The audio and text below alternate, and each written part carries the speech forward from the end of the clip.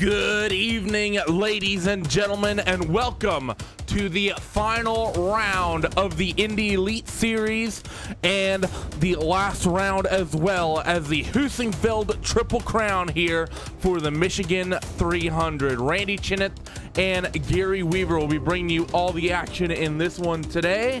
First things first, we need to get this to that starting grid. Qualifying has already run its way through for this 150 lap event. So let's go down your 17 car starting grid. On pole position tonight for the final round of the championship, we have Henry Bennett with a quick time of 32.118 with Bradley Walters in that second spot. Josh Chin, championship points leader, is in third with Andrew Kinsella rounding out your top four. Now McBride and Joe Branch, they're going to roll off from row number 3 with Adam Dock and Chad Simpson on row number 4. Tony Show and Andrew Wood are on row 5 with John Downey and Andres Eek on row number 6. Christopher, Danley Inch on row 7, Richard Holt and Kevin Williams on row 8, and Niles Anders will be rounding out the tail end of the field if he so chooses to take the green flag. And now, this is going to be an interesting one for these guys, Gary, because it's an all-new version of this Michigan International Speedway, the rescan version, the repave version. That means it's going to be different for what these guys are potentially used to dealing with here, because obviously we're used to the older version of the track that's a little bit rougher. This, of course, much smoother, and that could potentially cause some problems. Well, not necessarily problems, but if people haven't raced here before, it's going to be a whole different kind of beast for them to try and sort. Yeah, Randy, with this, like you mentioned, the rescan and the repave, it's going to be very, very different, as the old surface was pretty bumpy. And, well, I haven't really personally driven here in the Indy car, but it's going to be quite interesting. I know that. And also the fact that the commitment line at the end, at the exit of turn number 2, that's also going to play into effect at this track, is that you're going to have to be very careful on pit exit, because I'm pretty sure that if you hit the throttle a bit too much on the apron here in turns 1 and 2, well, next thing you know, you're going to be going around. The championship situation right now, it is currently Joshua Chin who leads the way over Andrew Kinsella by 72 points.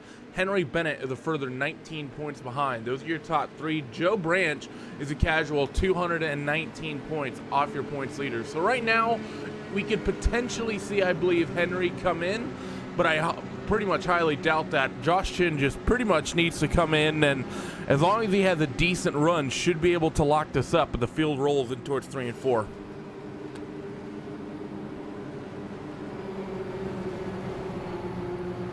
So as they roll through 3 and 4, it'll be all eyes on Henry Bennett, the UKNI driver, on being in command of the field and getting this 300-mile finale event started. The iRacing safety car is getting ready to peel off onto pit road, and that 007 is going to be in command of the field, and he gets on it. We are green for the final 150 laps and 300 miles in the Indy Elite Series.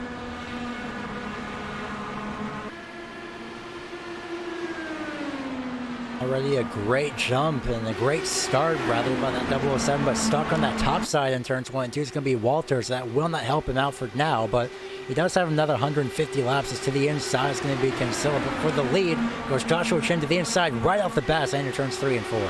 Josh being aggressive, and he's going to get there. Let's see how draft heavy this race ends up being, of course, with the really long straights here at Michigan and being really smooth with the repave. Henry Bennett's going to try the top side after getting a bit of slipstream coming off turn number 4 just to begin lap number 2, but it's Josh Chin who leads that opening lap. They swing through 1 and 2. Once again, you see Bennett trying to wind it up on that upper groove. Josh is going to keep it pinned down to about that second lane, but Bennett's going to be able to slingshot on that top side, just about gets clear, but importantly not quite clear enough. So Chin going to be able to hug that yellow line down on the inside, and he's going to maintain that race lead for now. But coming off turn 4, let's see if he can get the run once again. Doesn't look like he's going to get it. So Josh Chin maintains the lead here for this opening for this opening sequence.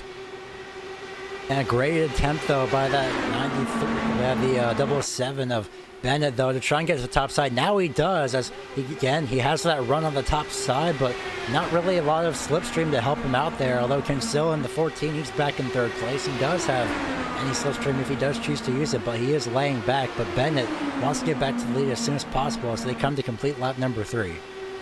Yeah, Bennett wants to get to the lead. Thing is, though, it's going to be very, very tough to do so for these guys. Important to remember, they all have the in-car tools they can be playing with for this. The various anti-roll bars and weight jackers. Anti-roll bar front and rear. The weight jacker will affect ride heights, particularly that right rear, and bringing it up and down. Josh Shin now has another challenge from Henry Bennett as they come off turn 2 and in towards 3 and 4. But once again, Bennett seems to not quite be able to get a big enough run coming off that second quarter, Gary. He can get about 3/4 of the way clear Josh heading into turn 3. But because it's so much shorter on that low line, that allows Josh to just reel it right back in. Is actually that time through, Bennett only 0.7 of a second away from leading that lap. So the 007 car was 007 away from being into that race lead. This is actually going to be a lot closer than he was any of these other times through. That might mean he can just about get clear. He pulls farther out ahead, but still can't quite get that to the rear assembly of that vehicle out in front of that Team Chimera machine. So they're going to end up still saying pretty much single file. One driver from that third spot is going to get a little bit feisty. That's, I believe, Chad Simpson. They're going to go 3 wide for this race lead as Chad looks up top. He's going to take the second spot away from Bennett for now, but he has his eyes on the lead.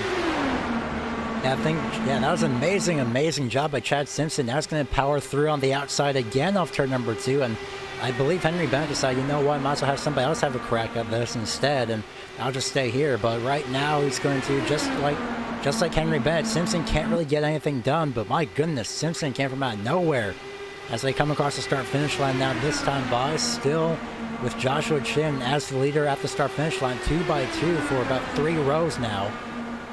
Right now, it's just pretty much even up right now. That top side, like you mentioned, can't get it done. Never mind, Joshua Chin loses momentum on the inside. He'll have to relinquish that lead this time by off turn number 2. So Chad Simpson takes that race lead away from the Heusinkveld Team Chimera machine of Josh Chin. Now Andrew Kinsella will be on the top side, fighting for that second spot with Joshua Chin. So let's see if he can get there. The 007 Henry Bennett has lost out. Indeed, Josh Chin is going to drop back a spot, and he drops into P number 3. Andrew Kinsella, who's 72 points behind Josh coming into this event, now cycles back out into the race lead. So Chad Simpson falls into second, Josh into P3, and it's going to be interesting to see, Gary, what Josh, keeping that car pinned down to the inside the way he was, may have done to those tires, because now he's losing that 4th spot as Chris Stouffer wants to make something happen. Yeah, Stouffer doesn't want to wait around. It's already time for everyone to settle in. That was these past few laps, and some people are still settling in as right now Stouffer is going to peek to the middle for 3 wide for the lead, but decides against it. And he probably could have if he had enough slipstream, but he'll peek to the inside of Kinsella. And like you mentioned, Randy, that Stouffer wants to make something happen right away. As in the background, you see Bennett heavily dropping off the pace. Not sure what happened there after number 2 for him. I think I heard a little bit of contact. He may have actually scraped that wall coming off of turn 4. Not really sure, but as we get a beautiful online shot from on board with Henry Bennett as they scream off of turn number 4 and down this long and slightly curved front straightaway. You see the cars jockeying back and forth for position. There's 2 similarly colored ones in front of you. The one directly ahead of you is Niall McBride, but the other 2 that are somewhat fighting for position that look similar, that's Andrew Kinsella and Josh Chin. They look like teammates, but they are not as they head down this long back straightaway once again and in towards 3 and 4. That was a great job by Josh Chin to get whatever momentum they could back. So right now, roughly single file for the most part. Never mind, to the inside already off the corner is going to be Stouffer. He's not waiting around at the line that time around.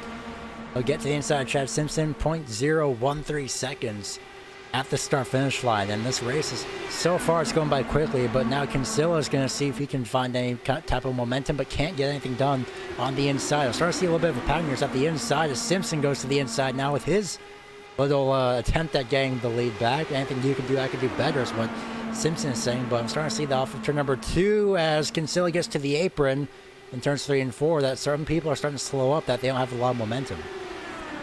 And it's important to remember as this run goes on, these guys will be burning up these tires, and that's something that you need to consider about whether you run that bottom groove or whether you run the top. I think that's why we've seen Josh Chin fall back a couple of spots when he did. Oh, it's Chin! Finds the outside wall. He's going to be down in the apron. How bad is the damage going to be? Replay on board with that number 93 car, and this is a nightmare situation for Joshua Chin. In a perfect situation coming up to this race to potentially just close it out, and he may have just willpowered a championship away, which we have seen him do many a times. You see him through corners number 1 and 2 right here. He's going to get the dirty air and push up, and he smacks that outside wall. He's definitely going to have a bent front wing, and I believe the way he's having to hold that steering wheel has likely changed as well. We're going to bring it back to live pictures. Where has Josh fallen? He's currently running around P8, around the likes of Andres Eek, Andrew Wood, Tony Show, and those guys, so his pace has dropped off considerably. He has damage on that right rear side pod. You can see it on the camera as he cycles through, but Josh Shin is falling like a stone, and perhaps Gary has just thrown a championship away. And that was very devastating, and that's like you did mention the tires, and well, next thing you know, he's into the outside walls. Kinsella will now attempt to head to the lead this time around to the inside, and apparently maybe Joshua Chin had a little bit too much momentum and then misjudged the distance, as there's a bit of 3 wide for P5 on back, now 2 wide there. Kinsella makes his way to the lead, and now Stouffer makes his way back into the inside. So the lead is trading a lot multiple times on the track, but at the start, probably at the start-finish line as well. So Stouffer back in the lead. I think it was Chad Simpson we just saw 4th or 5th in line push up the racetrack with the dirty air. So I think the tires have pretty much fallen off these race cars, because you're not seeing people be able to keep it pinned 2 by 2 anymore. This racetrack has really sort of gotten single filed out, and people are starting to run single file, and you're starting to see when people get to the bottom groove, you can't defend up top, and we're starting to see people have issues with that dirty air like we saw before. Let's just take a look though. I just want to see, if we can, a comparison in the difference in lap time. So if we bring this up, if you look at Mr. Andrew Kinsella right now, he currently leads best with a 32.387. He just did a 4.34. This is going to be the idea for what the pace drop off has been for Josh Chin, and look at that, it's considerable.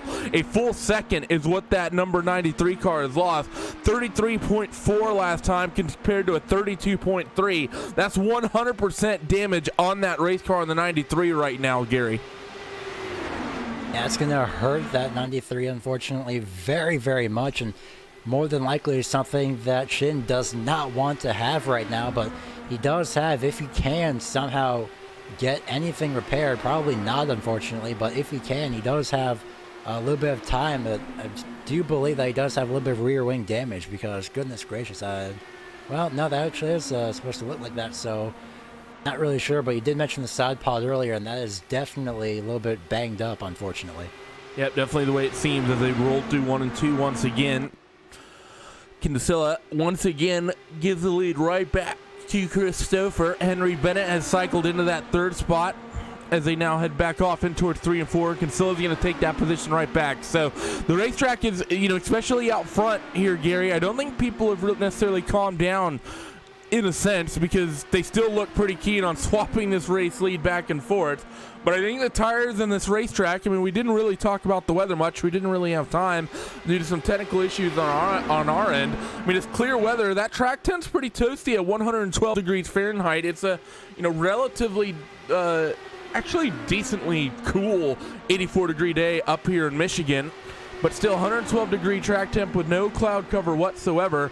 That's going to make things very, very slippery for these guys when the tires start getting old. The one good thing for them, though, is, of course, the slightly limited fuel loads that they run in this series means that these guys will be coming down pit road a little bit earlier than they normally would. So you're not going to have to be pushing the tires about that extra 10 to 15 laps you'd be able to go. Fight side by side, I believe, for P5. I think that's Bradley Walters on the top side on Adam Dock, and Walters going to make that look pretty much easy. Yeah, Walters just went right by us. The lead again changes between Kinsella and Stouffer.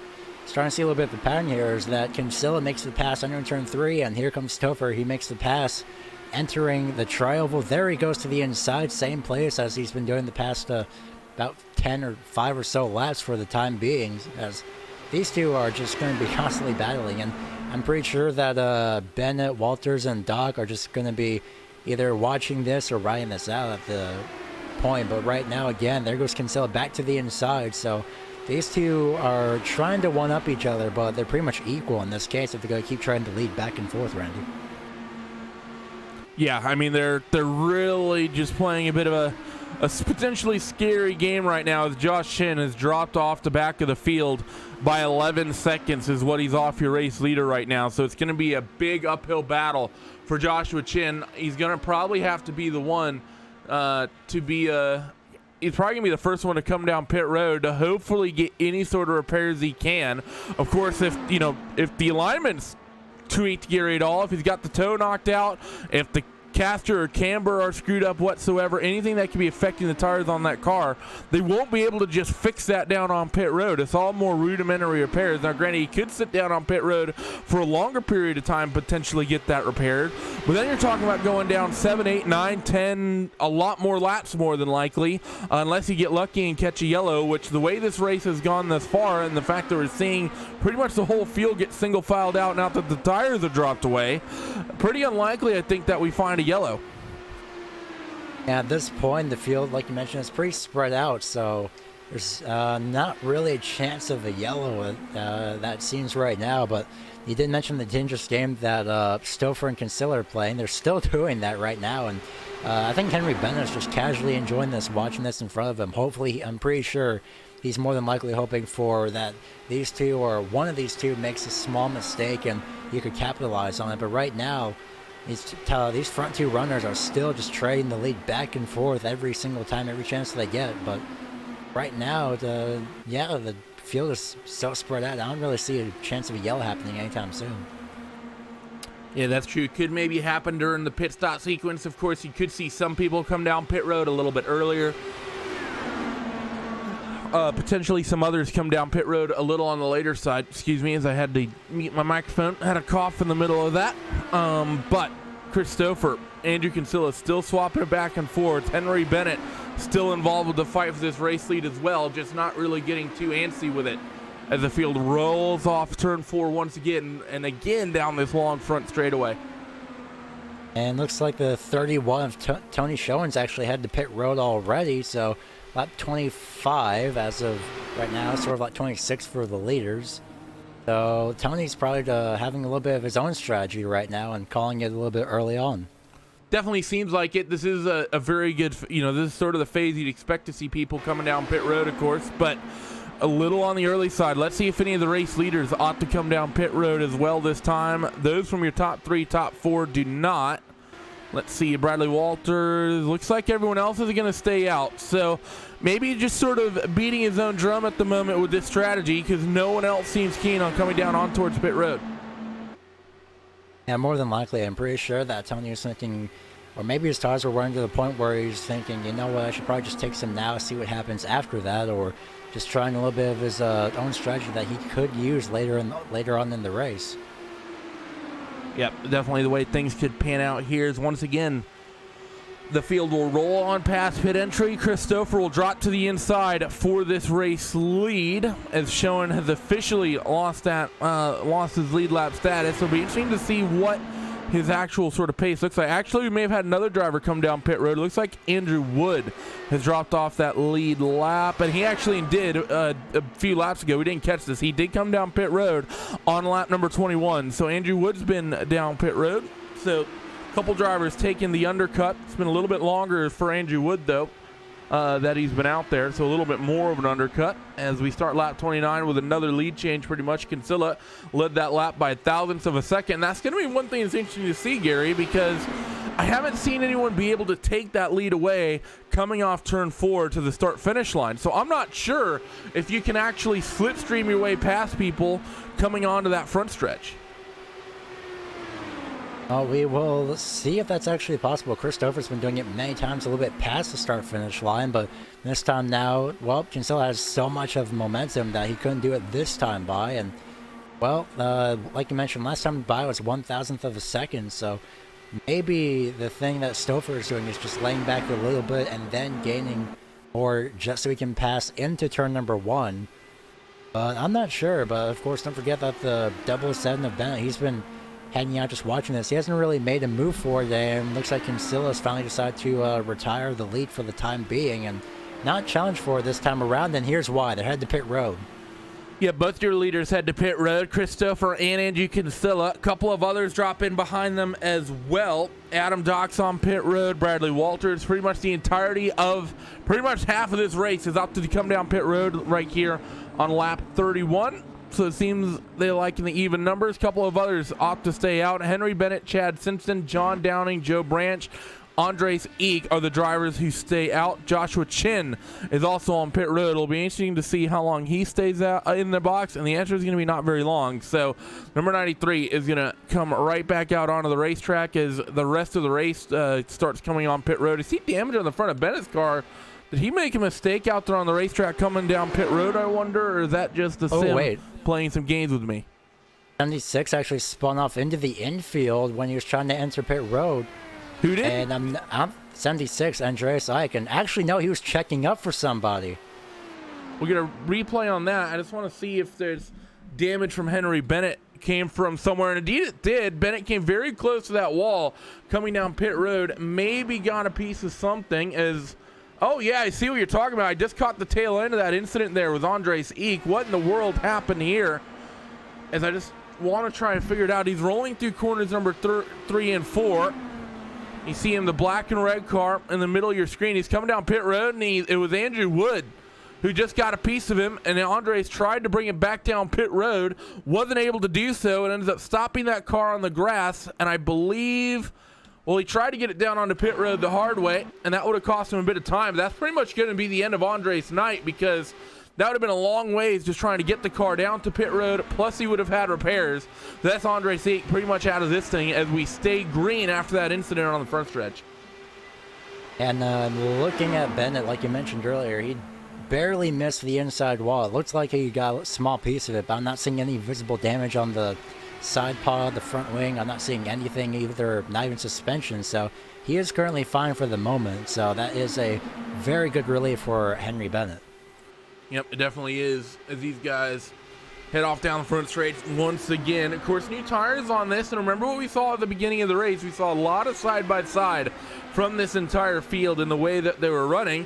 I will say the one thing that's important is that if Andres Eek doesn't come back out on the racetrack, Josh Shin will be very happy in the fact that that's going to give him another spot, because right now, you know, Josh's pace has not improved whatsoever, and he's getting ready to get put a lap down. Christopher is only about 15 or so car lengths behind him. So for Josh Chin, he needs to hope and pray for people to wreck out and not finish this race so that he can get as many points going towards and into this final round as he possibly can. Yeah, that's the one thing that you don't want to have happen, but that's the one thought that you don't want to have, but after a mistake like that, then unfortunately it's the one thought that you do want to have, and sometimes it has to be the person that's either second or third. In this case, it's going to be Andrew Kinsella, who's currently 14th, and at the moment he is running fine, just coming up on the tail end of this small little group of cars that we have. And, well, there's Joshua Chin, speaking of which, and unfortunately for Chin, he's going to be watching the driver that's second place in points. That's going to go right along his outside. You know what's unfortunate for Chin is that any other round, if this was just a regular race, he would have been able to make that mistake clipping that wall, and he would have been okay with the championship because it's 50 points to the winner. However, the Triple Crown races here at Michigan, the one at Indianapolis, and of course the other one at Pocono, all of those are double points races, which means it goes to 100 points to the winner. So even though Josh came in with his big race, his big championship lead, is still in a situation where Andrew Kinsella could potentially win this race. I'm going to start doing some math here to see where Kinsella potentially would have to finish based on where Josh runs now. But it's just really unfortunate for Josh, where of all the races for him to have this issue, it happens on a double points weekend here at Michigan. And once again, the two drivers that were within that 100 points barrier, Andrew Kinsella and Henry Bennett. Henry Bennett was 91 points back, so a race win if Josh Shin gets less than 9 would put Bennett ahead of Josh. Of course, that depends heavily on where Kinsella finishes, and Kinsella is only 19 points ahead of Bennett. So those two are very, very tight. As if you excuse me for a moment, I'm going to do me some math on this championship situation. Yep, you go ahead and do that, as the front two runners are still trading the lead, and instead of the 7 of Stouffer and the 14 of Kinsella, it's the 7 of Stouffer and the 007 of Henry Bennett. And at the same moment, still Stouffer, like Randy mentioned earlier, not sure, but it could be possible that you can get slipstream through the corner, but you have to have a very, very insane run to manage to do that. And right now, it's pretty much what Henry Bennett is doing right now. You just have to pass them entering turns 3 and 4 in the middle of the back straightaway, and then just have to hope for the best and protect that lead as best as you can. Yeah, you need to just protect it as much as you can. But really, I think the main thing right now is, Gary, is why even bother protecting the lead? Because it seems like you get such a big advantage in the slipstream right now. Now that this race has gone super single file and they're just passing, just there's nothing wrong with passing this lead back and forth and just leapfrogging the whole way through, because essentially these passes are meaningless no matter what until we get to about lap 147, 48, 49. Yeah, definitely. And, well, Stouffer actually did prove us wrong, at least the last time around, 0.028 seconds. Essentially, this is all a preview, and again, he still manages to just pass Henry Bennett with a 0.026. But like you mentioned, it's only going to matter in the final few laps, because that's always what it comes to. But right now, this is pretty much, this could be something that some of these drivers could remember, though. It's just like, okay, so this person can pass me here. So Stouffer could be thinking that, okay, so Henry Bennett passes me here, and I have this much time to slipstream him and then pass him for the lead if it does come to that. Yeah, definitely something he could potentially work his way into. As I'm just trying to get this math sorted out still, as Bennett Stouffer continues swapping back and forth here at Indy Elite. A little bit of side-by-side with Bradley Walters in the background with Richard Holt, but I think they're going to get this sorted and single filed out as well. But we'll take a look at these guys just to look elsewhere from that lead group. Of course, we've been keeping an eye on them for a while as we're approaching the 1/3 distance. All been under green flag thus far, coming to lap number 43 of 150. Yep, more than likely it's very spread out, or definitely spread out, and I'm seeing a little bit of a small battle between, well, never mind, it was a battle for sixth place, rather, as Bradley Walters made his way by Richard Holt, and looks like that battle's going to get right back into business as, well, maybe not. Richard Holt opts out of the slipstream for the time being, and then there's another 3-car battle from about 8th to 9th, or sorry, 8th to 10th, rather, as that's now McBride in the 41, 42, Chad Simpson, as he'll dive to the top side for that 8th place position, and then the 20 of John Downing is just watching this all in front of him. So, as I just finished my investigating here, and I think what's interesting is that Josh, with the points, is still in a very, very good spot, and I think might even already have the championship locked up, basing this off of what happened at the last race. So last time out, as we're checking, I just want to double check the bonus points here. So the way the bonus points worked is you get 1 point for pole, you get a point for leading a lap, and you get 2 points for leading the most laps. Right now it's hard to tell who's going to be in for leading the most laps, but Henry Bennett and Andrew Kinsella, they definitely have that bonus point for leading a lap, and Bennett would have gotten that bonus point as well for pole position. So Bennett's working himself right now with 2 bonus points on this one. The problem is I don't think there's any way for Bennett to reel in Josh Chin, because where Josh currently runs is P15. The last double points race we had, P15 was awarded 30 points. So that would put Josh at 636. Right now, Andrew Kinsella is at 534. So if he were to win this race with a bonus point, he would have 635 points, one shy of Josh. And the reason that's important is that at the moment, Josh can no longer fall any further back, because the next car behind is Andres Eek, who's 10 laps behind him and pretty much pulled his car out of this race. So Josh really can only go forward or remain where he is. And as either of those things happen, I think he's going to be able to win this championship by a single point. If Andrew Kinsella wins. It'll be more than that if Andrew Kinsella doesn't win. But I think Josh right now, I don't know if there's any way for him to lose this championship unless Kinsella gets really aggressive and starts leading as many laps as he can. At the moment, he is currently just resting in P5 as Kinsella, and goodness, Joshua Chin had a very close moment about a lap ago off turn number 2, almost hit the wall again, so this time by he's fine, but last time around he was about pretty much with the right rear tire just completely on that wall. So, but as far as Kinsella goes, he's just waiting right now, just riding in the back in the 5th place position, just watching this go on in front of him right now. And that could be because Kinsella just wants to wait until after pit stops, as we're almost a third of the way through here, lap 49 of 150. Yeah, through once again corners number 1 and 2, coming to that 1/3 distance. It's been a long race for these guys already. It's all been under green. It's been 27 minutes. We're only halfway into this. A third of the way into this, not even halfway into this, as they roll through 3 and 4. Your race leaders swapping the lead back and forth, back and forth, back and forth. We are going to take a quick commercial break here on RaceSpotTV. Do not go away. We will be right back.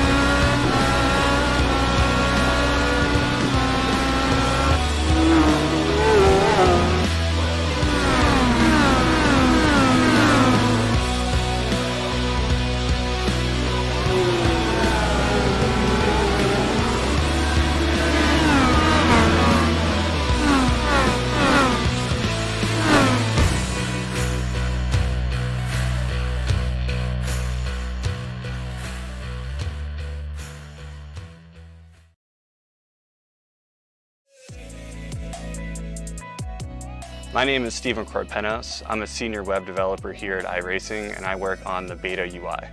It's funny because iRacing has been around for 10 years, but we want to keep delivering the best possible user experience to our customers, and we've found that the old UI isn't exactly what we're trying to deliver in 2018. We want to use new features and provide the best possible experience when using the sim. One of the projects that I've been working on is some custom heat racing configuration for hosted races. We've been listening to our customers. Everyone's been asking for custom heat races. Maybe you want to tweak a few things with the preset iRacing configurations. Well, now you can using the beta UI. So once you're at the home page of the beta UI, you just go to create a race. Then from there you go to your set race options. And you'll notice here under event types, you can actually choose heat racing. First, I'm going to show you how to create a new format from scratch. You can choose the number of entrants And as you can see, when I made that change, the change was actually reflected on the right side in the graph. Also, you can use the estimated duration at the bottom of the graph when you're changing the length to see what the total duration of your event will be. In addition, you can customize every aspect of the session information, practice, qualifying, heat races, consolations, and of course, the final feature race. Because the beta UI allows us to develop features that are robust and complex, this feature will be exclusively available on the beta UI. Once you've made all of the changes, you can hit save. Say you forgot what you selected. You can always preview it using the preview format button. We are very excited to release the brand new heat racing configuration feature that will be available in Season 3 of iRacing.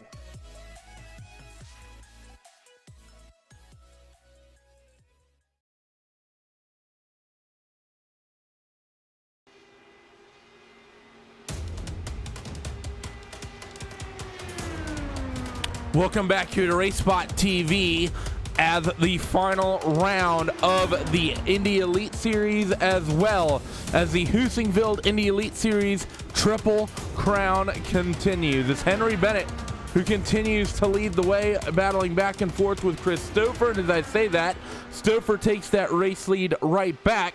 So these two, it's pretty much, you know, there's not been a lot of talking points in this race, Gary. It's just been a lot of sort of, it's turned into a lot of single file, back and forth, not a lot of crazy strategy happening, just, you know, people drafting, basically getting 2, maybe 3 car packs, the 2 cars out in front of those, if there's multiple, swapping their positions back and forth. We do have pit stops happening right here, right now, though. So pit stop sequence coming through. And interestingly enough, of our front runners, Chris Stouffer opts to come down pit road. Henry Bennett does not.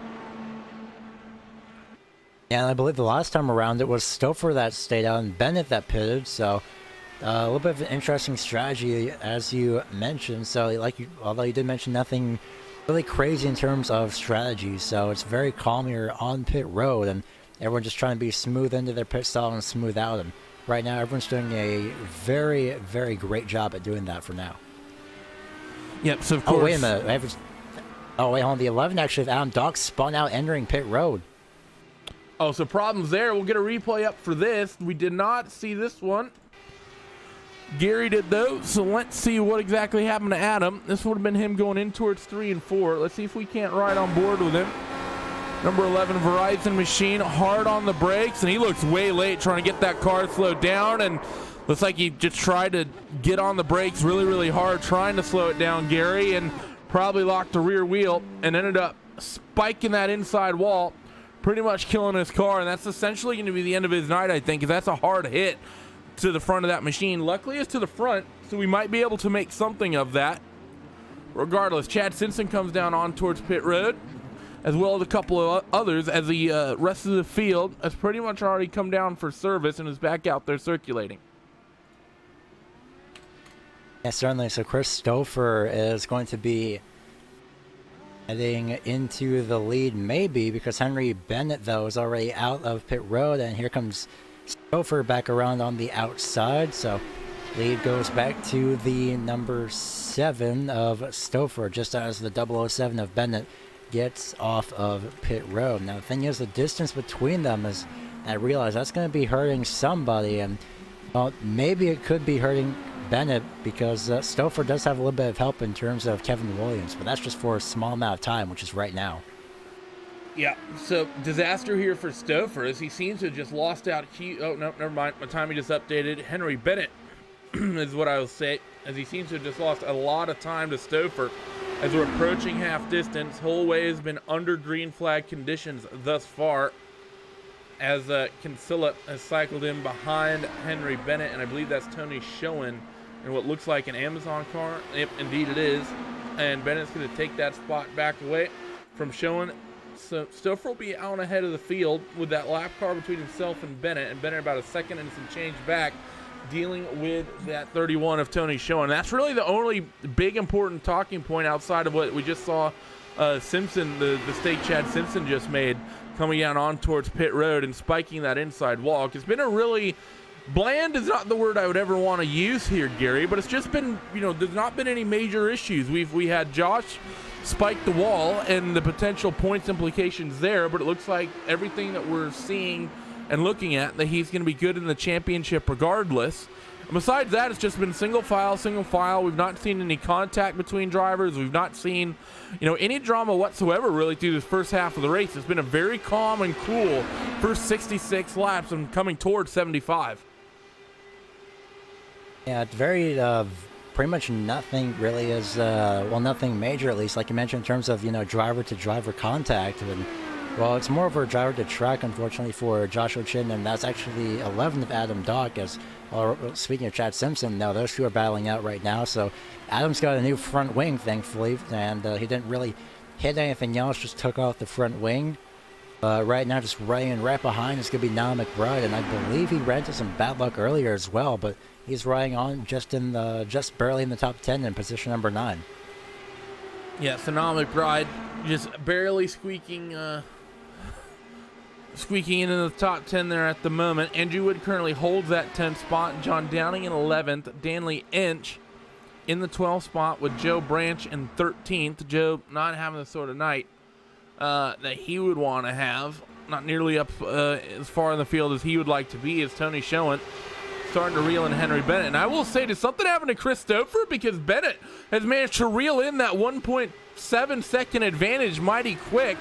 So the lap times maybe not quite being there for Stouffer, or maybe Bennett was just close enough to get that slipstream, and Bennett just cycles right on past Chris Stouffer and into the race lead. And looking at the way Stouffer is fighting back, I don't think he's had any problems. I don't think there's been any drama with that car whatsoever. I think it's just the 007 having a little bit more of the draft than we thought he did. Yeah, Henry Bennett definitely has a lot of the draft. He made his way back up and almost with no slipstream whatsoever, but he does a great job to catch back up. He had help from Tony Schoen as he moves his way to the inside. And then also the lap car, I believe, was Kevin Williams, and it was. So right now it's just back to the same thing as that we've had before pit stops had it taken place. Just Henry Bennett and Christopher trading the lead back and forth, but right now as it's starting to get closer and closer to the end, I'm wondering when these other drivers are going to see what the best time is to make their move for the lead. Yeah, they're going to continue to pretty much fight it out here as Tony Schoen and Andrew Kinsella, they're close to this race lead as well. So we might be in for a 4-car scrap here as we near the halfway point. But the thing is, Gary, that from what we've seen, if you're in P3 or P4, it doesn't seem like you can really push your way up to the front as well. It's just pretty much the top two that can really jockey for position the way we're seeing right now as Stouffer continues to lead the way, just timing that pass beautifully on Bennett every single time. Bennett will take the lead occasionally coming off turn 2, but Stouffer is very, very good and very consistent at being able to take it back coming off of turn 4. Yeah, very, very consistent between Stouffer and Bennett. Somehow these two have not yet wrecked as of right now, but it's very interesting to see, like you mentioned, that the third place on back, like Schoen and Kinsella, they somehow haven't managed to really reel in the leaders, but maybe they don't want to as of yet. Maybe they're just trying to wait for the right time, and well, right now clearly is not the right time as we're just almost near halfway. Yeah, near halfway at the moment. No point in getting overly aggressive, especially with the way this race is running. Keeping an update on drivers who are laps down and where they are. Kevin Williams is 1 lap down. Josh Chin, he's in P14. Josh Chin is in P15, currently 3 laps down and coming on towards pit road. And let's see what actually, he didn't come down pit road at the usual time. Although actually looking at this, he may have made a second pit stop at some point during that last run that we may have missed. So Josh Chin on pit road for, I think this is a regular scheduled stop. I don't think he did anything crazy with the strategy here. So Josh pulls on towards pit road. He'll likely drop down another lap or 2.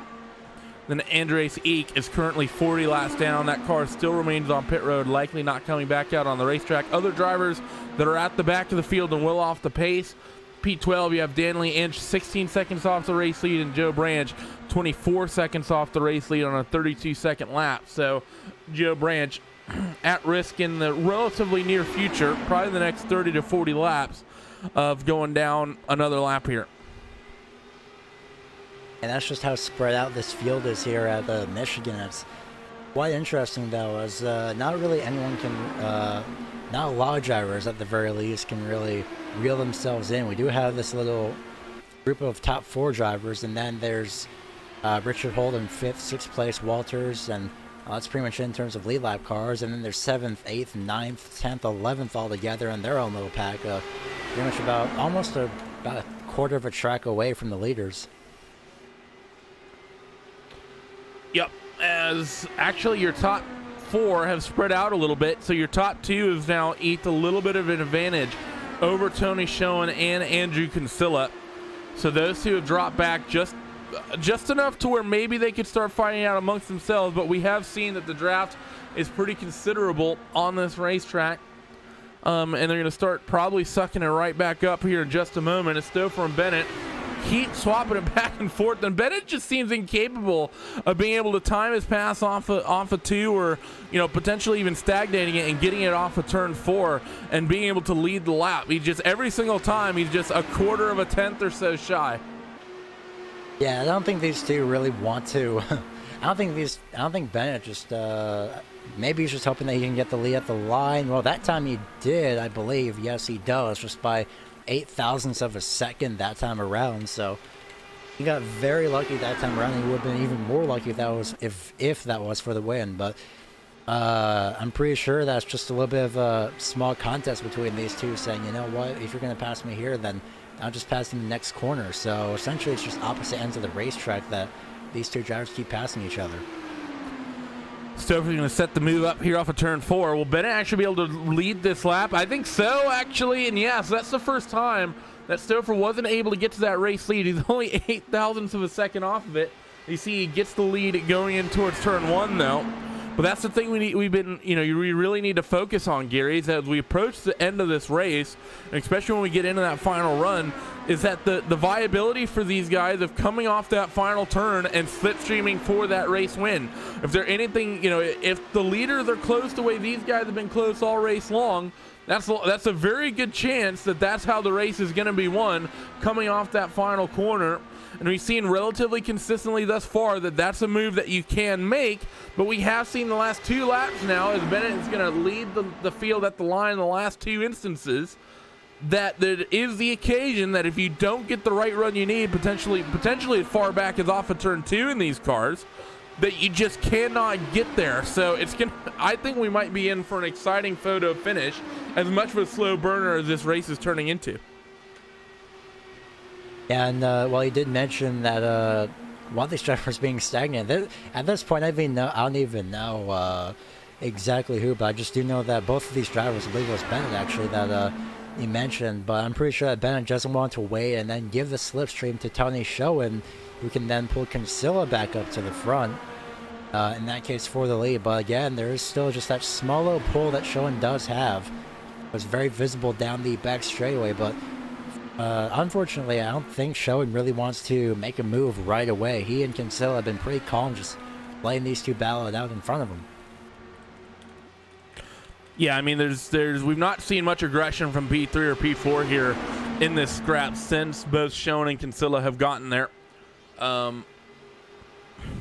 So just basically sitting there patient. And the thing is for Andrew Kinsella is that we know with the point situation that right now he's basically going to finish 1 point short, even if he wins the race, if he doesn't get the bonus points. And once again, the only bonus point he really has is for leading a lap. He's definitely not in for leading the most laps, and he didn't get a point for being on pole position. So he needs to, in the second half of the race, it's possible he isn't fully aware that he's going to be a full point shy based on the way we calculated the points based on some of the past results. But for Kinsella right now, I don't think he shouldn't like his situation, but I don't think he realizes that he shouldn't like his situation. Yeah, sometimes you're just so focused on just going into the race and thinking that the driver that you're challenging for the championship is out enough to the point that you're just thinking, you know what, if I finish where I am now, then I'll be fine. Or if I finish ahead of where I am now, then I'll be fine. Or pretty much ahead of the person that you're challenging overall. So more than likely that you're right. So I can still doesn't know the full situation as of right now, but hopefully he will eventually in time, because he has to laps are taken away pretty quickly right now for him. About 32.5 seconds, 33 seconds, if you will, per lap. And actually, there's something I forgot to actually keep in mind, and that's the fact that Josh would have led a lap as well. So if I now thinking about it, Josh is going to have 637 points. So it's going to be 2 points off for Kinsella here at the moment. I forgot to take that into account because, of course, Josh did lead a couple of those opening laps in that sequence. So yeah, it's pretty much nightmare situation for Kinsella right now, as he has to have, I think instead of now I think redoing the math, he may be in a situation for Kinsella. He may have to lead the most laps to finish P2, God forbid, potentially winning this thing, or to tie, excuse me. Oh man, yeah, that for Kinsella, that's going to be a little bit of a breaker for him right now, and I don't think.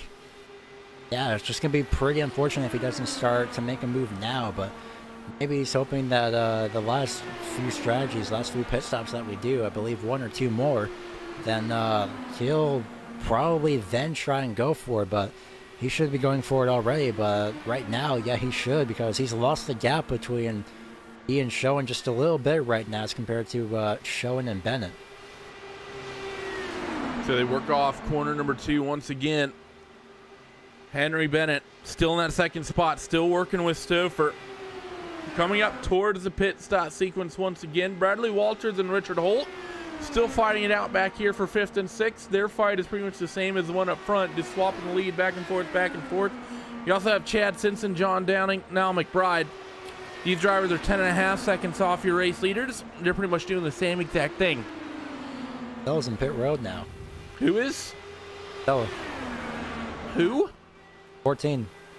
So the 14 car goes on towards pit road. Okay, Andrew Kinsella back onto for his scheduled pit stop. So a little on the early side for Andrew, but not so much so that I think we have to worry. Let's see what the other drivers do as they get ready to peel off towards the front straightaway. They're going to stay out. So Kinsella might have maybe trying to work a slight undercut advantage here with the tires here, Gary. Be interesting to see how this pans out for him. But of course, that will mean that when everyone else eventually comes down and onto pit road, well, first of all, they're all going to have the draft advantage right here, right now, that the Kinsella is going to lose out on. And of course, when they come off pit road, likely in the next 3 to 4 laps time, they'll be the ones on the newer tires, as Bennett's going to check into that bottom groove here through 3 and 4. Not going to come down pit road just yet, though. Now the 3rd place, Tony Schoen, he'll head to pit road now. And a little bit, no, okay, good. He was very smooth entering pit road. I thought he'd have a little bit of a bobble there, but he didn't. But yeah, for Kinsella though, he's pretty much on the bad end of this for the moment. Like you mentioned, undercutting the tires, and well, depends on when these leaders pit, but they could have an advantage on tires. But that depends if these two will ever stop battling and swapping positions for the lead. Yeah, these guys are going to continue. I mean, the thing is, though, Gary, that the way they've been swapping the lead, I doubt their tires have been really getting eaten up, because they're not. It's not like they're pinning the car down to that inside groove and, you know, really testing it. I mean, Stouffer just went to the quote-unquote inside and made the pass in the second lane.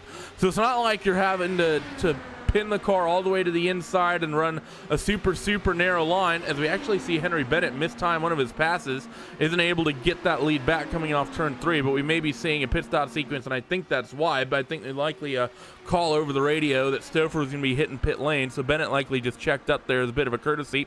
Very smart there from Bennett. But, you know, really just thinking about that, you know, there's not really losing much, I think, in terms of the tire life, the way that these guys are swapping these leads back and forth. Yeah, the way, like you mentioned, that they're swapping the lead is that they've been using the not so low line, but, you know, the middle line, which is essentially pretty decent enough that it's not enough to wear on the tires as much as the very inside lane is, pretty much right next to the the yellow line here in the corners.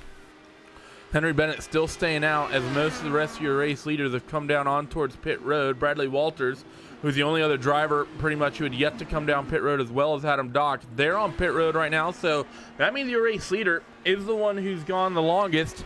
And he doesn't have the race lead because he's gone the longest. He had the race lead before that. So interesting strategy here by the 007. And he's going to peel it off onto pit road right here. You see Joe Branch just out in front of him. Bennett locks him up, getting onto pit road. I think he just got down to pit road speed. Should have not collected any penalties there. And he will cycle off down towards his pit stop.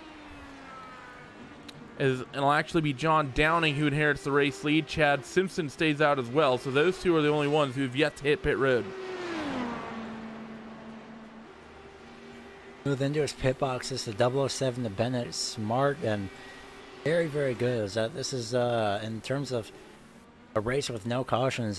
Pit stops are usually the race within a race. Is usually what I've heard a few times. And here comes John Downing now to pit road, and along comes the 42 of Chad Simpson. A little bit too heavy. Oh, bobble, but managed to get under pit speed just in time.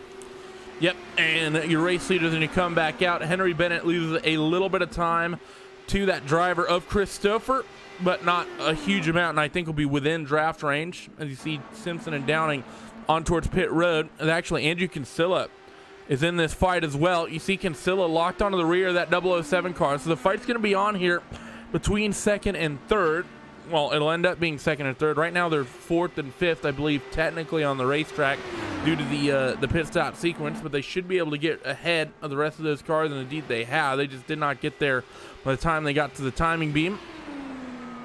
So these two are going to be fighting out for second and third, as Stouffer has himself a nice little 1 second lead, but we've seen Bennett give up this sort of gap before, and we've seen people be able to give up this sort of gap before, yet be able to reel it in. So even though this 1 second gap might look important and considerable at the moment, I don't think it's too much to worry about. The other thing, though, Gary, to keep in mind is that the way things have been going this race, these 30 some odd lap stints, 31, 32, 33 or so, this pit stop would have been the penultimate one. Once we get to the next one, that'll put us at lap 120 and inside the final 30 lap stint to the end. Yeah, that last pit stop definitely will matter. Is that you just have to not think about what you have to achieve or whatever happens in a future race or in the race in the future. You just have to think, okay, I need to get this, I need to nail this pit stop, and then think about the race from then on. But right now, it's probably going to be the point for Bennett and Stouffer, maybe. But you did mention that about last lap is that Kinsella was locked onto the back bumper of Bennett. Well, Kinsella laid off the back bumper and let Bennett catch up to Stouffer. And these two are going to be back to trading the lead once again in this race, and Kinsella's just going to ride in the back. Yep, and these two are going to begin once again swapping this race lead. And like you said, Kinsella pretty much just has to ride shotgun. Not much he can really do here with the slipstream. He needs to get aggressive, tries to pick up some points. You need a little aggressive coming off turn 2, but nowhere near enough. Maybe that car just a little bit too tight. Maybe it's not behaving in the aero quite the way he likes, but regardless, still having a good run is Kinsella. Bennett, of course, having a very good day as well, being on pole and being out in front all day. But Chris Stouffer, he's really been the man of the day, coming from deep in this field, Gary. P13 is where he qualified. He rolls right now, of course, in the race lead and has been a contender out in front all day long. Only other driver to really wheel their way up through the field like this has been Richard Holt, gone from 15th up to 6th. Richard Holt actually in fifth place now, so well, yeah, him and Walter they're fighting back and forth, so that's going to vary by 1 or 2. Yeah, for the most part, Richard Holt, like you mentioned, still doing an amazing job. And Chris Stouffer is in 2 lucky numbers. He started in lucky number 13, and now he's in the actual lucky number 7, I believe it would be. So just still hanging on to the lead for the time being, getting around the lap car on the top side. Could this help Kinsella if he so chooses? Both drivers to the inside lane as Joe Branch will stay to the top side and let the number 14 by as the front 2 runners keep swapping positions every single time, and Stouffer opts to not take the slipstream this time around. So no slipstream right here, right yet. Stouffer's going to keep that thing pinned down to the bottom, and he's going to be able to hold on to that race lead for now. Let's see if this becomes a trend, though. We might have an actual fight on our hands. That's going to allow Kinsella to reel in Bennett just a little bit. Bennett should get the run down the back straightaway. Going to peek down to the inside. Now that he has the low line, I think Stouffer is going to give it up. So I think the only reason Stouffer was really keen on keeping that line is because he had the inside groove through 1 and 2. But the moment he gets down that back straightaway, he gives it right back, and he goes back down to the bottom to pass Bennett as they head screaming off in towards turn 1. So looks like nothing coming of that, just a little bit of a false alarm of what could have been some drama and excitement. Yeah, but of course it is, again, still a preview of things to come that could happen, because no doubt on the last pit stop, or after the last pit stop, Kinsella could more than likely be challenging for the lead, unless there is a little bit of a problem with Kinsella. But you know, he's been running within the top 3 this whole race with no problems whatsoever. So there goes the 28 Joe Branch down to the inside. So more than likely is that what Kinsella is doing is waiting. But like you calculated earlier, that's the one thing that Kinsella shouldn't be doing. He should be trying to lead for the most laps, but at this point it could be over. Yeah, I wouldn't say it's over just yet, but with 30-something, with 50 laps to go and still a pit stop sequence to come, we've seen a number of drivers have issues on pit road, so anything can pretty much happen for this entire grid. You know, it's important to keep in mind we've been caution-free, which is a little on the unusual side for this series. We normally do see some cautions end up coming through here, but you know, for those who are laps down, for Joe Branch, you know, it likely is, you know, the chances of them being able to really improve, unless it involves cars in front of them wrecking out, is highly unlikely, and especially when you get to the likes of Josh Shin and Kevin Williams, who, by the way, talking about the points situation, Kevin Williams is down on towards pit road. Looks like he probably had some issues or had to get up and leave because that car doesn't look damaged, so not sure what happened with Kevin. But that promotes Josh to P number 14, and Josh has actually gotten out of that car as well. So I think Josh may have just picked up that 14th spot, and I think he's likely understood his situation in the points, and he's pretty much checked out. So interesting situation all around for all these guys as different strategies continue working their way out, as I think Josh, you know, pretty much just I think that's exactly what happened. I think Josh got to the situation where he knew he could not lose the championship and decided there's no point in continuing to log laps out there. Yeah, he almost actually had a run-in with the wall of turn number 2 just before he entered pit road, so I thought that was I thought he made some contact with the wall again, but well, now that you bring that up, that could be more than likely the case. He doesn't want to really ruin his race when he's already got the championship in his grasp at the moment. Yeah, definitely a situation there, and of course none of the cars behind him are on track or running. So really not, you know, there's no way he's at risk of potentially losing laps either. But as we get through and about midway through this penultimate stint, we're going to step away on RaceSpotTV for the final time, get ourselves set up for the final run. So do not go away. We will be back in just a few moments.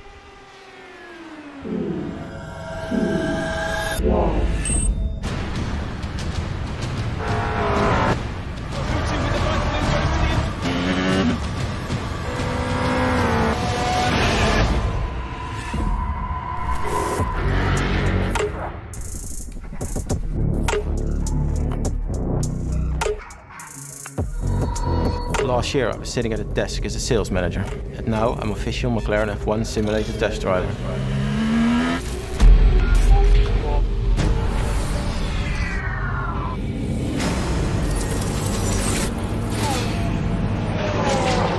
So it's 1.4 behind.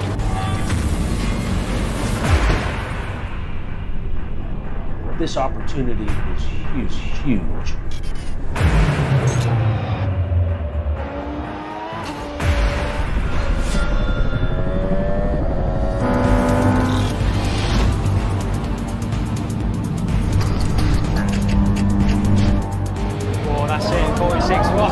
That's faster than the factory McLaren driver, and he's done 6 laps.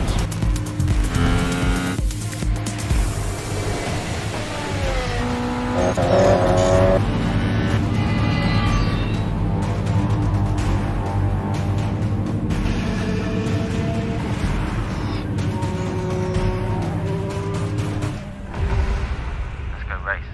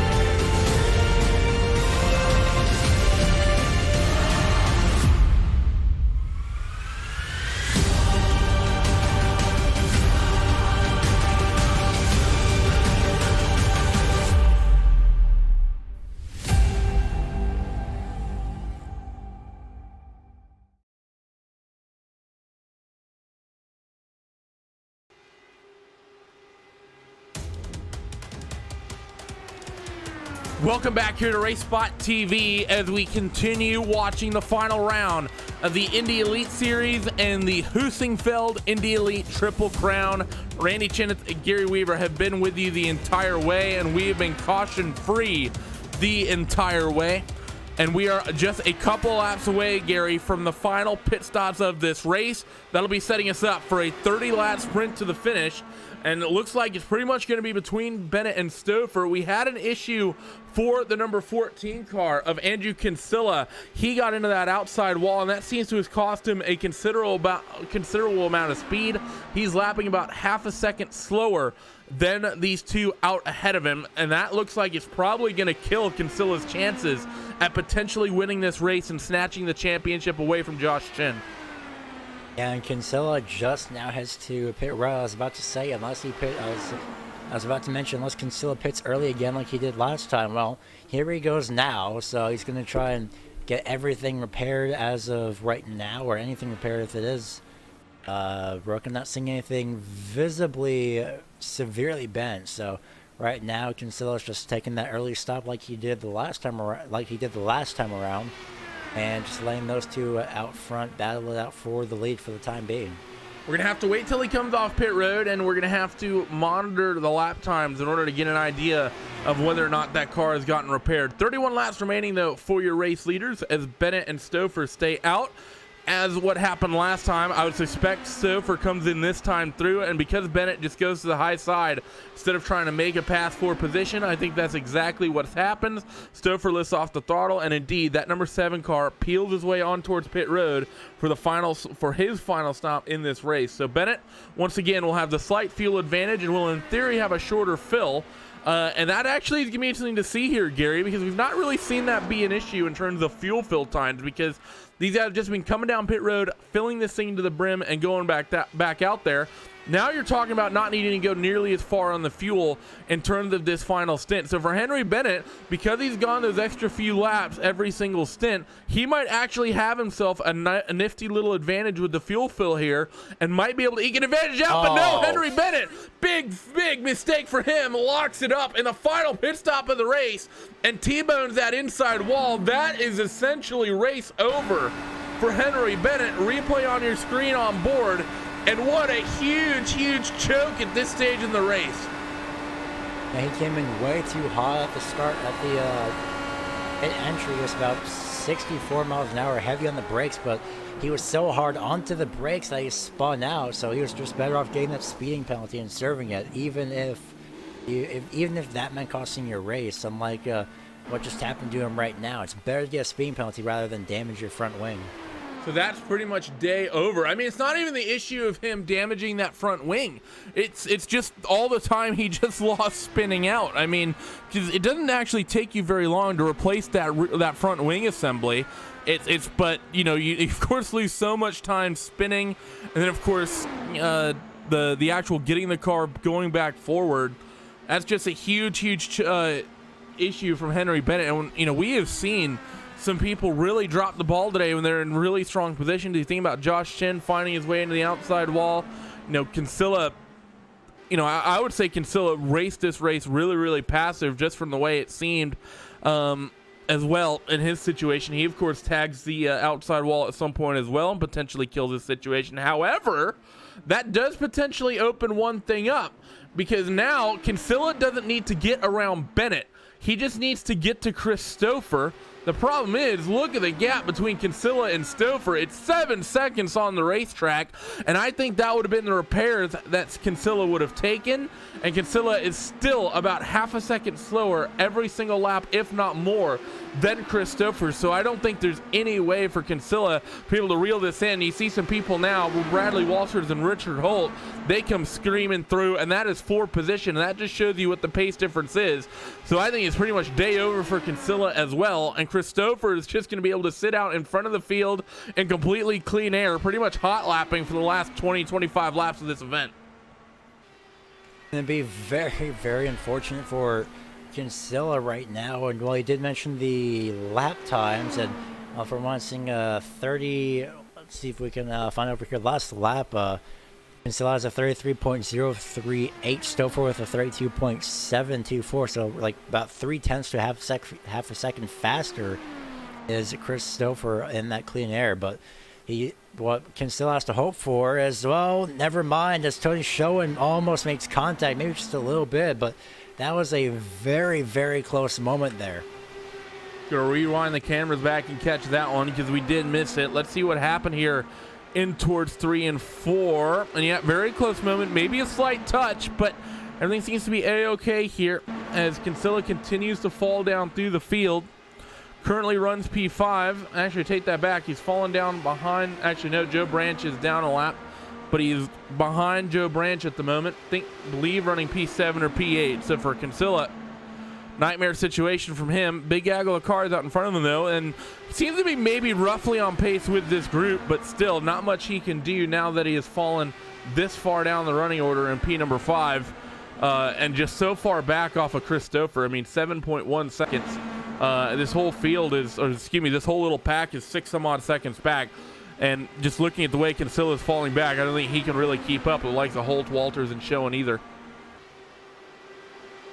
That's very unfortunate for Kinsella to have this happen to him, but he does have the slipstream. But we've seen that in the past few stints that we've had, is that he hasn't really used that slipstream to his advantage. But well, the only time he has is that it's just to keep up with the field, not really trying to pass the drivers in front of him. So right now he just lost a little bit of that slipstream actually, since he went outside from the back bumper of Tony Schoen at the time. Yeah, it could be a situation for sure as Richard Holt continues to lead the way. Pushing up the racetrack a little bit is Tony Schoen on, I believe that is Bradley Walters up there in the red line ace car. It's a bit of a rebranded team, of course, so not exactly sure what the situation is there. May have picked up a sponsor, but definitely not the team and in livery we're used to seeing from Brad Walters as he heads down the back straightaway. But things are getting tight between Holt and Tony Schoen, as Schoen is going to go back down to the inside here in towards 3 and 4. He's going to pick this spot up coming to 21 to go. And a great job by Tony Schoen, and now back to the inside comes Richard Holt, and here comes Bradley Walters at least peeking to the inside. He won't make anything happen as of right now, waiting for the correct moment to make any attempt at a position advance right now, as Kinsella has finally made his way by Joe Branch for the time being. And right when I say that, Joe Branch may actually be a bit faster than Kinsella's second place is now, just swapping back and forth, pretty similar to what we had between the 007 and the 7. But right now it's between second place instead of first. Yep, seems to be the situation as this fight's going to pick up as we head to lap 131. So officially 20 laps remaining in the Indy Elite Series, as well as the Heusinkveld Triple Crown. Currently, it's Henry Bennett who leads the way in this race. It's Chris Stouffer who leads the way in this race. Gary, that was the most brain fart I've ever brain farted. Yeah, that is true, especially since, well, I mean, it could have been Henry Bennett, but unfortunately, well, at the moment, he doesn't really have any type of a shot. He doesn't have any slipstream whatsoever, but right now, it looks like the gap is closing from second to first, because Chris Stouffer has absolutely nobody around him whatsoever. The closest driver in front of him is, well, all the way over in turn number 2. So the closest driver behind him is entering turns 3 and 4 right now, and that's Tony Schoen.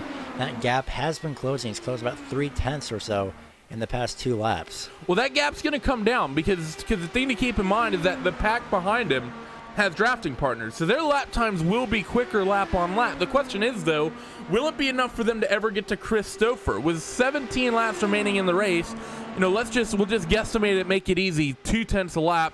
17 laps, 0.2 every single lap. You're talking 3.4 seconds. The gap right now is 5.7.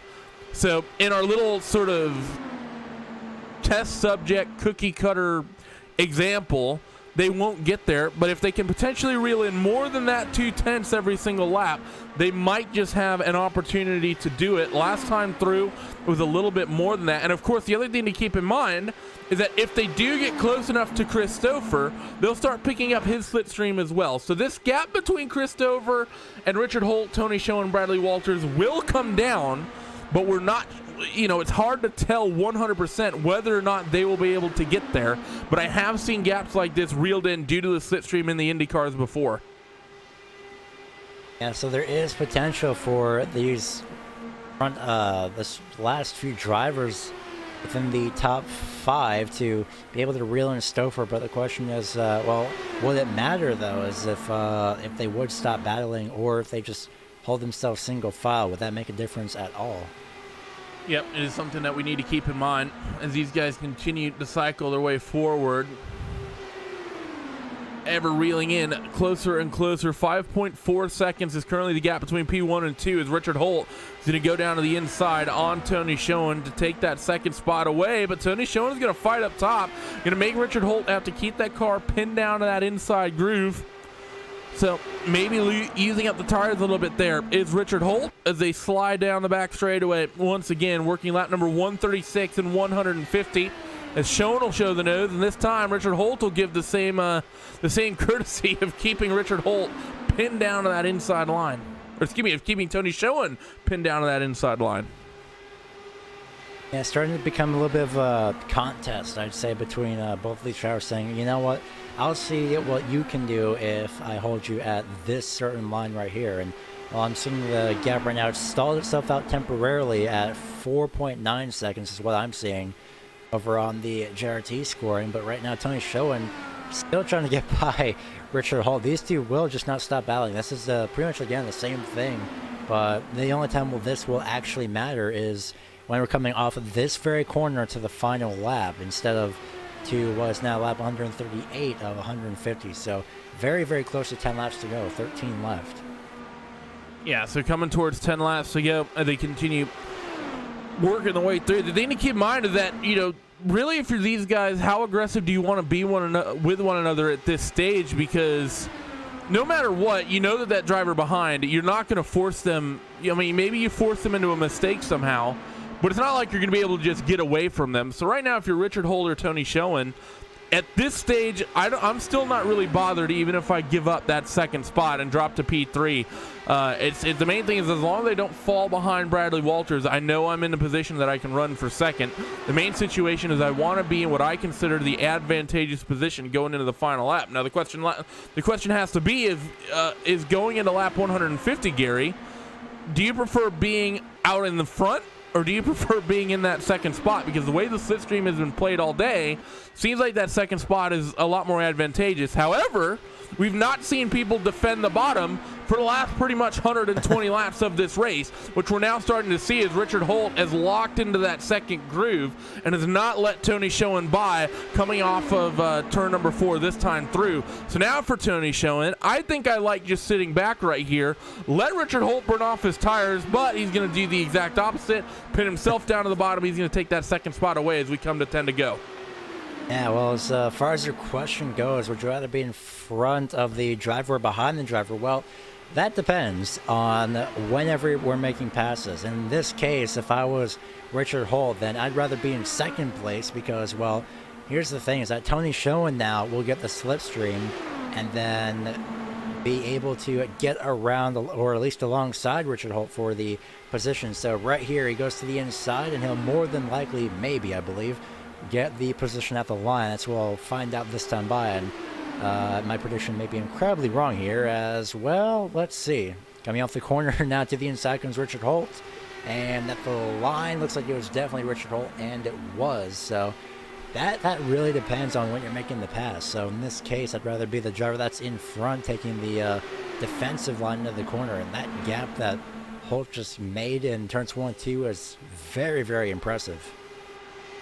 So down the back straight once again, Tony Schoen will once again pin himself down to the inside. So these guys are being very smart of when they give up that spot and making that driver really use up those tires. However, Tony Schoen, not as good of a job defending the bottom this time. He's going to let Richard Holt pick that spot up pretty much for free, I think. And actually, Richard Holt is somewhat going to play himself because I think he could have came up the racetrack a lot more than he actually did. However, we got things changing up with Bradley Walters. He's going to show the nose on Tony Show, and you have Henry Bennett, who has gotten into this little gaggle as well. So Bennett has gotten that car repaired and is screaming through the field, and now he's going to be involved in this fight. The driver who pretty much had the fastest car of anybody all evening, after pretty much having that big incident on pit road, has somehow reeled in this group and is now slicing his way through. We completely missed this, Gary. How did we even do this as they're coming towards the last 5 laps of this race? They're only 3.5 seconds behind Chris Stouffer, who leads the way still, as Bennett finds his way in towards P4. Next in line will be Tony Schoen, followed by Richard Holt. So 6 laps to go when they get to the stripe, and you have the fastest car of the evening trying to duke his way to get back into P2, and I'm not sure there's much Schoen and Holt can really do to keep him held back, because he just seems to be on another level.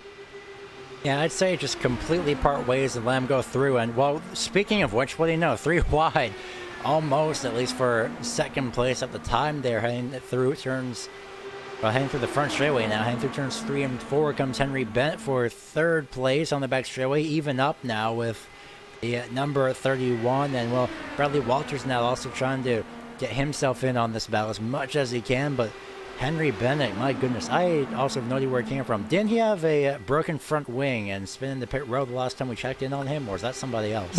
Yeah, it was. That's the last time we saw Henry Bennett. When he came down pit road while leading the race, he spun. Of course, it doesn't take very long to swap out that front wing assembly. That only takes a few seconds. The main time loss he would have encountered would have been him actually just getting that car pointed the right way down on a pit road. Henry's going to try to make the move here, 3 wide down the back straightaway, gets through on Richard Holt and Tony Schoen. So a fantastic maneuver there by that 007, puts him into the 2nd spot. The question is, can he break away? Because if he can't, the 2 behind will now have the slipstream as they work lap 147 of 150. Even for the lead either as well. This time, I swear the last time I just looked at the timing scoring, it was 3.6 seconds. Now it's at 3.3 seconds. Maybe this could be helping out, but Tony Schoen has other ideas as he's going to go down to the inside. Following comes Richard Holt to the inside as well. Henry Bennett just lets them go out in front of him, and 148 laps will be worked on, or at least the 148th lap, as 3 laps to go this time around. Stuck on the bottom side, it's going to be Richard Holt as they enter through turns 3 and 4, and Bennett, I believe, is going to be waiting for the right moment and try and pass these drivers 3 wide coming off turn number 4 in the final lap, or at least the back straightaway. So he goes from passing 2 cars to getting passed by 2 cars as Henry Bennett, as he finds himself in corners number 3 and 4, coming to the penultimate lap, going to make it very tight with Richard Holt. A little bit of arrow push does not do him very well. Going to hurt his speed a little bit, but now he has the draft down the front straightaway. A little bit of contact, and we're going to get a big incident between Bennett and Richard Holt. They both go screaming down in towards that inside wall. We're going to stay green. We're going to get a quick replay here, and I just want to take a peek and see what exactly happened. I think Richard Holt tried to come down too far, but at the same time, Bennett was trying to make a move, I think, up top to get past Tony Schoen that I don't think was ever going to stick. I think that's equal blame on both drivers there. One tried to defend, and the other tried to come up too aggressively. If fault lies anywhere, I would put it likely on Bennett. White flag waves, though. In this 300-mile event, we have been under green flag conditions the entire way, and it's going to finish like that. Bradley Walters and Tony Schoen, they're involved with the scrap for second. Schoen bobbing and weaving, trying to defend this second spot as they head in towards turns number 3 and 4 for the final time. But out in front, it is going to be the driver of Chris Stouffer, who comes off the final corner and wins the 300-mile main event here at Michigan International Speedway and the final round of the Heusinkveld Triple Crown. And behind, it was the driver of Tony Schoen who managed to hold on to that second spot by a tenth. And matter of fact, Adam Dock stole that 3rd position away from Brad Walters. Yeah, I think Adam Dock actually also had some problems entering pit road earlier as well, also taking out the front wing in the process. But goodness gracious, congratulations to you, Chris Stouffer, with the final scoring distance from first to second. There's 3.236 seconds. managing to hang on just in time, and well, with a very, very large buffer and a very comfortable buffer of spacing as well. Congratulations to that number 7. Yeah, absolutely great race there from that number 7. Was part of the scraps all day long when he eventually got up there. Of course, starting a little bit deep in the field meant that he needed about that first fuel run to get up to the front, but when he got there, he was a constant variable in that scrap the entire way. Christopher, who won the race, is not burning him down. It's actually the driver who came home in 3rd. Adam Dock, who's doing some celebrating, but while that's happening, give yourself a car doing donuts regardless of the backdrop. Let's go down your post-race results here from Michigan. It was Christopher who brings home the big win tonight with Tony Schoen in 2nd. Adam Dock ends up in 3rd. Brad Walters 4th, and John Downing rounds out the top 5. Chad Simpson in 6th, Andrew Kinsella 7th, Niall McBride in 8th, Joe Branch in 9th. He's the first driver to finish 1 lap down, and Richard Holt probably going to be pretty heated after that incident with Henry Bennett, and you know what? I would be too. 11th spot, Andrew Wood with Henry Bennett in 12th, Danley Inch in 13th. Joshua Chin finishes 55 laps down, but the way our math sits, that was good enough for him to steal this championship. Kevin Williams in 15th, Andres Eek in 17th and 16th, excuse me. Niles Anders did not take the green flag. We are going to take a quick break here on RaceSpotTV. Let everyone get themselves into the channel for the post-race interviews, and then we will be back for interviews for the last round of the Indy Elite Series Heusinkveld Triple Crown. Do not go away.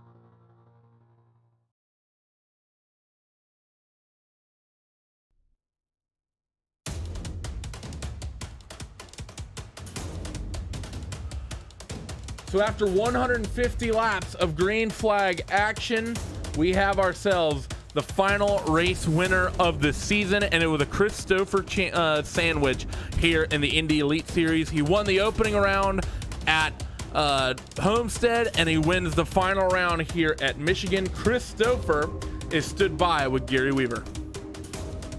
Yep, standing here by with the race winner. He won the first race of the season and then the last race of the season. Very fitting for the number 7 machine to come home here at Michigan with the win, with a very comfortable distance. So, Stouffer, how was that track out here today, and how did you manage to get your strategy just perfect for this race win here this afternoon?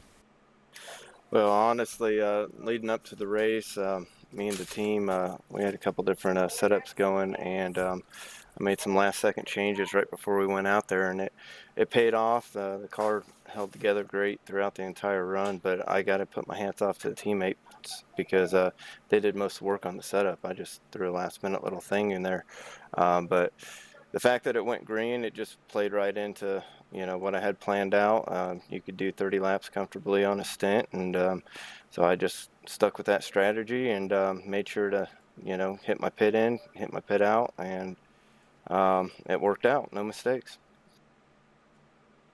Yeah, definitely no mistakes whatsoever. An amazing job, as well as you led actually the race high 62 laps here this afternoon in the process. So before we go ahead and let you go celebrate with you or with your team, who makes it happen for you? Who would you like to give a shout out to for your racing here this afternoon?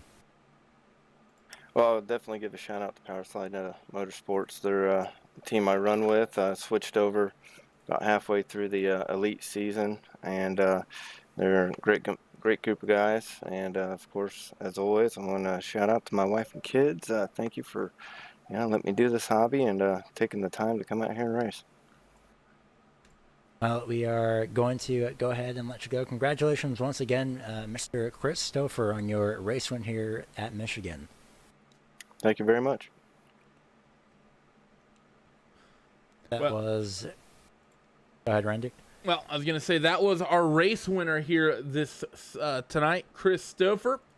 But the other driver, after completing his Asian victory lap, is Mr. Joshua Chen, who is the series champion. And Josh, been an up and down season from you. You're the most dominant driver in terms of wins, winning 6 races total on the season. Looked like you might have been able to make it 7 tonight, but you continued another familiar trend from this season, which is kind of choking on the ovals and making some sort of silly mistake to drop yourself out of contention, and made what was a very, very tight championship situation even tighter, with I believe the championship come down to something like 20 or 30 points or something like that. We don't have the official count just yet, and of course with drop weeks it's relatively difficult to say, but I'm sure that you were really, really happy with yourself after that mistake off turn 2.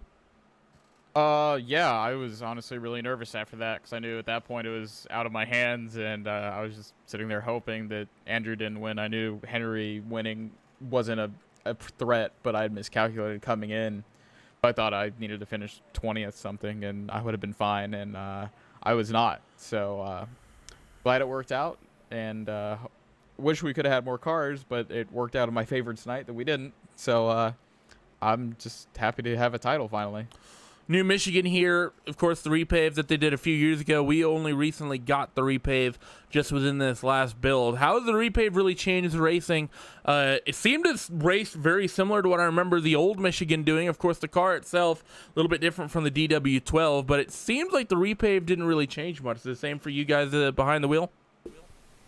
Yeah, it basically raced more packed up no matter the temperature. I think it was 112 track temp, and everyone was still basically on top of each other. So it was interesting. I would have liked more of a handling race. Well, I mean, maybe not with how I smacked down the wall, but it was definitely very, very tight at the top of the field. And, well, for you guys, of course, Team Chimera, I know that we are technically getting ready to enter some events. I say we because I'm on the team, but I'm not partaking in any because I'm pseudo-retired at the moment. What do you guys have coming up? Of course, I know you're going to be likely focused on this IndyCar going into next season.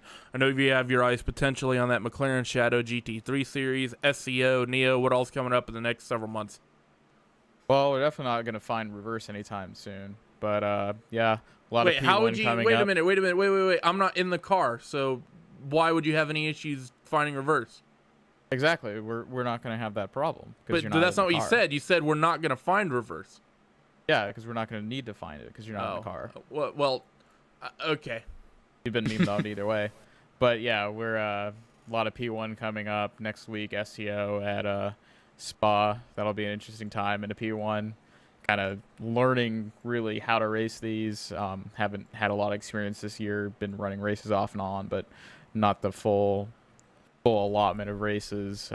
Neo in a couple weeks as well in the P1. So a lot of prep work coming up. Hopefully this car helps translate a little bit over to those. I don't really know if it will or not, but it's fun to race, and yeah.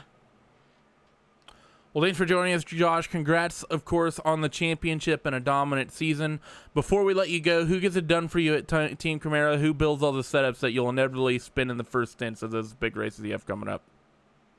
Well, this week was actually a old converted John HD special, but if you guys check out craigsetupshop.co.uk in the coming weeks, IndyCar setups are up on there now. Laguna Seca is going up either tonight or tomorrow. It's a nice set. Go check it out. Get some participation in the series going. It's a fun car to race, and if we can take some of the setup work out for people, even if you go visit Pure or VRS, just go out and race and have a good time with it. Yep, definitely a big suggestion there. So there was Josh Chin, your big champion on the season. A very, very happy man in and of himself. But next in line, we have second place on the night, and that's going to be Tony Schoen, who's back stood by with Gary Weaver. Yep, standing here with the number 31 of Tony Schoen, managed to finish in second place after, I believe, actually just being in front of an accident that was behind him involving the 007. Nonetheless, they managed to come home in second place. So how was that track out there today, Tony? Well, it was hot and slick. Especially I had to hang out behind somebody the whole race pretty much because I didn't have a full tank on my first stint, and with it going green all the way, that put me short for the race. So I had to save fuel, and I wasn't caught up until the last stint there. So I was just kind of hanging out and getting air washed all over the place the whole race. I did mention the hot and slick track. You traded positions multiple times in the closing few stints for second place. What was the thought process behind that? Were you just thinking that you didn't want to stay behind them, or just wanted to see who could do a better pass in most cases? Well, we had to. It was, if you were able to swap with somebody, leapfrog with them, that was faster than someone out there by themselves. So once I knew on that last stint that I could go all out, I got up there and tried to get swapping, and we did get a little closer to Chris, but we ran out of laps. So, but yeah, basically that leapfrog swap draft and was the reasoning to get up front. Well, you managed to do just that, the closing lap. So before we let you go, who would you like to give a shout out to and thank for your second place finish? Joe Branch, running the league. He let me in the race tonight. I raced in the league last year, and he runs a great league. And yesterday I was like, I want to race. So I asked Joe, and he said, yeah, sure, come on in. So appreciate that. Appreciate RaceSpot too. It certainly was a pleasure covering this race as well. So we're going to go ahead and let you go. Congratulations, Tony Schoen, on your second place finish. Thanks, man. Thanks, guys. So next on the docket, we are actually going to move to Mr. Andrew Kinsella, who by the R count ends up second place in the points. Andrew, is a very, very tight situation from you. After Josh's mistake, you were potentially in a position with the way the drops panned out to win this championship, or if you managed to win this race. Did you know that was the situation when Josh made his mistake, or what was the deal from you? What was your sort of approach? Did you know the point situation exactly? I wasn't sure on the point situation. I thought that actually Josh was was good on where he was, but turns out he wasn't. Which I should have known going in exactly what it was, but I didn't. In this case, I thought my math was wrong, and I thought I had less on the table for the win than I did. Yeah, that was not my strongest race for sure. Got a weird situation on the first pit stop where I was going for my tear off, and I somehow hit a macro that I didn't know existed that put it to 10 gallons instead of a full tank. And then so I had to fuel save for the rest of the race, and it was all I could do to just try and make it to the stops that I needed to hit to make it to the end, and ran out of fuel coming out of 4 on the last lap, so I just barely made it. And now, of course, talking about these Indy cars, I know there's been a lot of development for everyone, because it's basically been 9 months now since the cars have really released. What has changed in the cars in terms of approach and setup and aero and whatnot? Because I know that in a lot of ways, chassis-wise, at least on the road courses, the chassis is pretty much identical from the DW12, especially I know a lot of the people that make the road course sets, they're pretty much carrying over in a lot of ways the old DW12 setups and approaches in a big respect. How have things really evolved on the oval side? Yes and no. I'll agree and disagree with you on the road as well, and here's why. Basically, this car is much more rake sensitive than the last car was. This car, especially on the ovals, but also on the road courses, the majority of your tweaking in terms of aero balance actually is done through the ride heights. So if you make the front of the car a little bit higher, you're actually going to lose front end downforce out of it, just because of the amount of downforce that's coming from the underside of the car. So the biggest change that we've had to adapt to in Power Slide Motorsports is that we've been really having to hone in on the rake that we want to get the numbers that we want, because if you're even just a little bit off, you can lose a lot of aero efficiency through the car. So there's a very narrow window where the car works really especially on the ovals, but also on the road side as well. Well, thank you for joining us, Andrew. Congratulations on a good season. I know you would have liked to lock it up, but P2, I think it's still very, very respectable all in all. Before we let you go, who gets it done for you at Power Slide? Yeah, just everyone at Power Slide. We had a great car today. Adam, Tony, and Chris obviously were able to close out the podium for us, and then there was Henry and myself were right there the whole time as well. And then thanks to Joe Branch, the Indy Elite Series guys, for putting this league on. It's hands down the best competition with the top drivers year after year, and it's great to be a part of it. And thanks for Heusinkveld for sponsoring the Triple Crown this year, and for all the investments that they put into the series. And then obviously thanks to you guys as well for broadcasting. It makes it that much more special when you have it on YouTube and with such high quality broadcasting. So thanks. Well, thanks for joining us once again, Andrew. Good luck to you in the next year or so. Thanks, Randy. Well, Gary, another final interviewee of the evening. It was a fantastic race here in the Indy Elite Series season finale. Of course, the finale as well of the Triple Crown here at Michigan. Any closing thoughts from you? Well, it's definitely very impressive for all these drivers to somehow manage to completely end this race caution-free. Very, very impressive talent here by everybody, even though it's a few racing mistakes here and there, but of course that happens to even the best of drivers. It was very, very impressive racing here for this finale here tonight. Yep, it definitely was.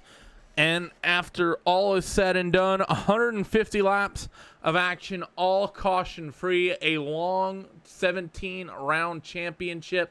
At the end of the day, it is Joshua Chin who ends up bringing it home.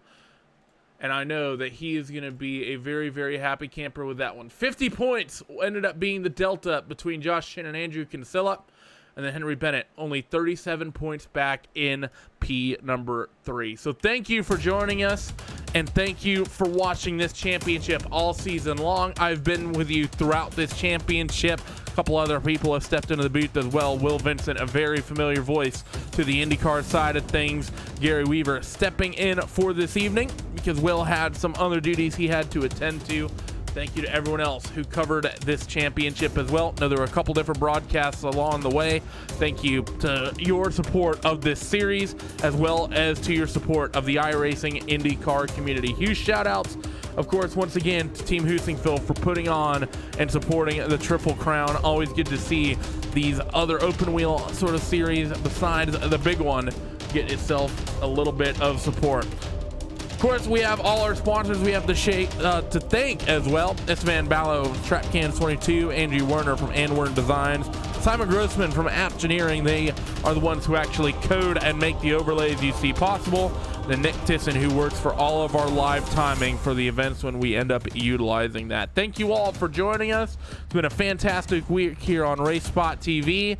All of our world championships are winding themselves down, getting to the final round, and the likes of the iRacing World Championship Grand Prix Series, both of your World of Outlaw Craftsman Championship Series with the late models and the sprint car, the NASCAR Peak Antifreeze iRacing Series working itself out, as well as an iRacing Grand Prix World Championship Series. Of course, the Veer SGT iRacing World Championship Series already finished itself out. Of course, as we get to the winter, that means we get closer and closer to the Neo Endurance Championship. Be sure to be there for that and for all of those events. We hope to see you next time. Bye-bye.